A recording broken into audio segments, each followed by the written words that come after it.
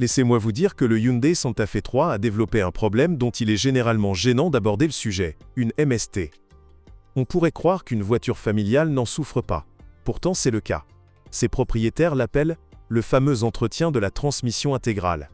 Les ingénieurs coréens, intentionnellement ou non, ont omis de protéger les joints cannelés du renvoi d'angle de l'humidité et de la poussière. Conséquence, les pièces mobiles, négligées, se corrodent et au bout de 70 000 km, les arbres sont complètement usés par les conditions difficiles. Pour éviter cela, il est nécessaire de lubrifier soi-même les cannelures tous les 30 000 à 40 000 km, car les concessionnaires passent souvent sous silence les erreurs du constructeur, préférant se contenter d'analyser les pannes. Tout propriétaire averti effectue un entretien préventif, mais ceux qui ignorent le problème ou décident de l'ignorer, paient cette négligence en remplaçant l'ensemble de la boîte de vitesse, y compris les transmissions. Coûteux? Beaucoup.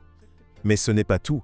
La transmission intégrale du Hyundai Santa Fe 3 Deutschmark présente de sérieux défauts, et l'embrayage électromagnétique Dynamax qui relie l'essieu arrière est devenu un point faible notoire.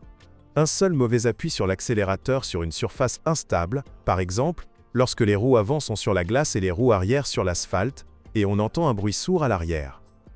Qu'est-ce qui a fait ce bruit? Au début, vous pourriez vous sentir comme Porcinet, qui a abîmé par inadvertance un objet précieux. Vous pourriez avoir du mal à y croire, pensant que la transmission intégrale à engagement automatique est un peu brutale. Elle l'est vraiment. Mais les roues arrière ne fonctionneront plus avant un certain temps. Un engagement trop brutal de l'embrayage peut provoquer la rupture de la cloche d'embrayage, obligeant les propriétaires à consulter un atelier spécialisé ou à débourser pour une pièce neuve, tout aussi peu fiable.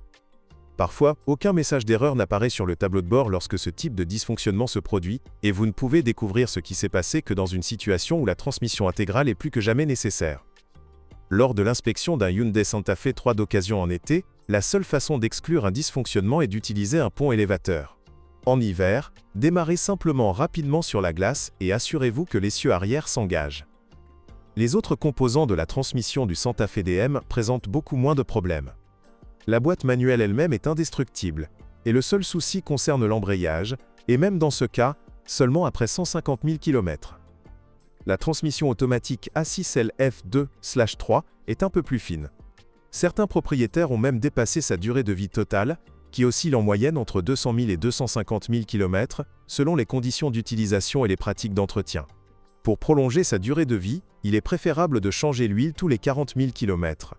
Pour le reste, la transmission automatique est sans prétention, à l'exception des premières versions du Santa Fe 3, qui présentaient des composants défectueux et des boulons de pignon central desserrés.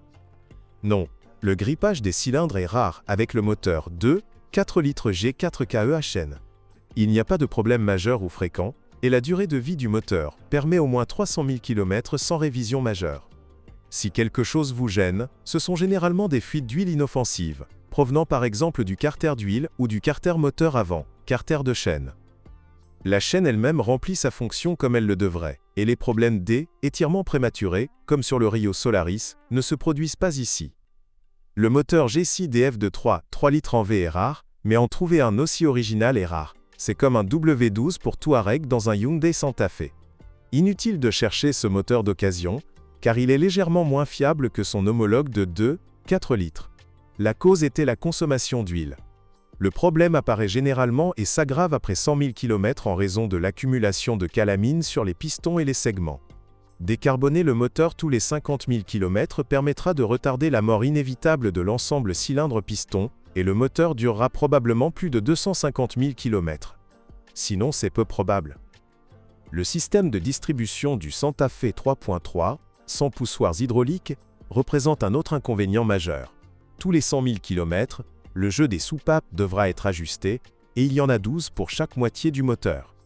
Cet entretien régulier coûtera une fortune. Optez pour le diesel.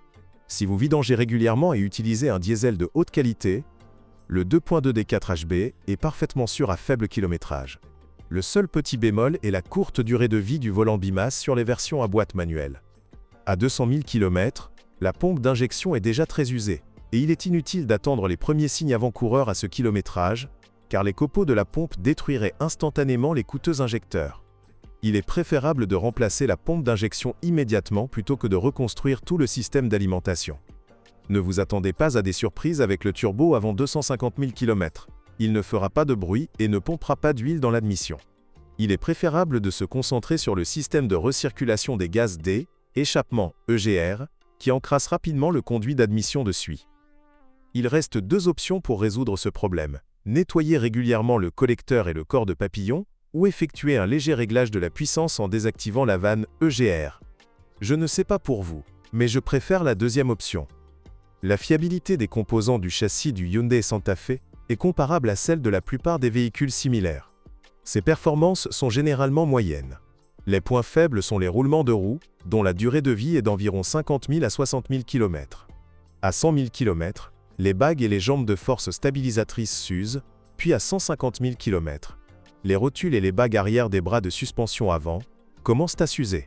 Les amortisseurs et supports avant sont robustes et peuvent parfois durer 200 000 km sans remplacement. La durée de vie des bagues de suspension arrière et des amortisseurs dépend du type de transmission. Le montage des biellettes varie considérablement. La suspension multibras du Santa Fe à transmission intégrale a la durée de vie la plus courte, environ 150 000 km. C'est peu. Seule consolation, le remplacement des bagues en caoutchouc n'est ni difficile ni coûteux.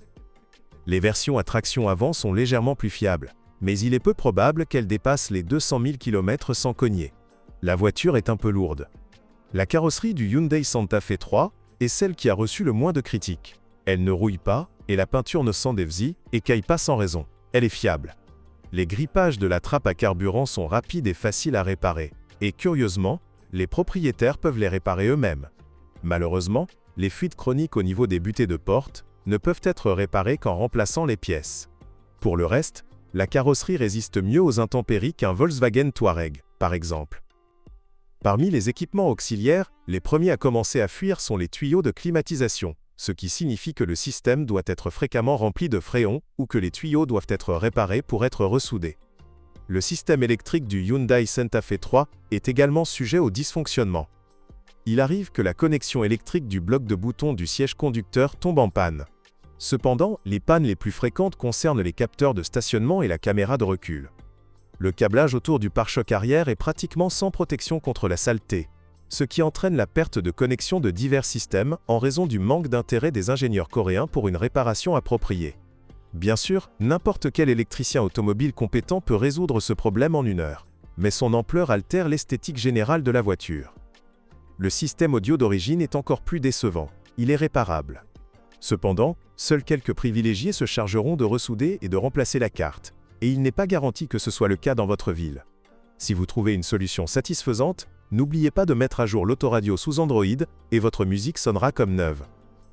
L'expérience acquise lors du choix de Hyundai Santa Fe DM d'occasion montre que, même après 100 000 km, la plupart des véhicules sont encore en bon état et prêts à rouler encore au moins 100 000 km.